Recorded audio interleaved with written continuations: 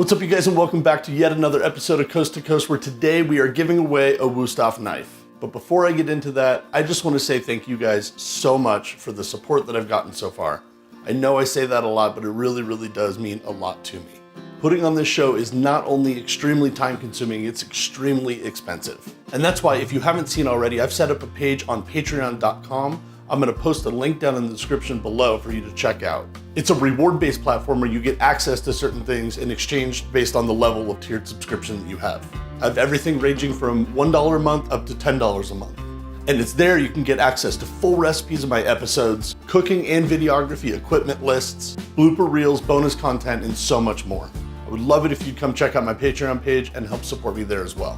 All right, now for the fun part. I'm gonna log in right now, and come down here and click the winner. Congratulations, John Betts, you just won a Wustof knife. Since you're a chef yourself, I know that this knife is gonna get some great use. If you could, send me a Facebook message with your address and I'll get it mailed out to you right away. You guys, this contest was so much fun for me to do. It was so great seeing everybody enter into it and comment and share.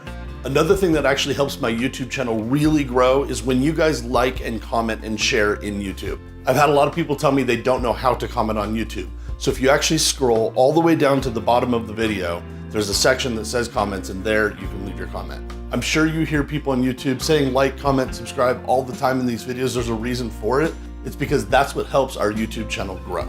I really hope you guys have enjoyed the content that I've put out so far. I know I've had a blast making it. I can't wait to come back next Thursday with a brand new video just for you guys. See you next week.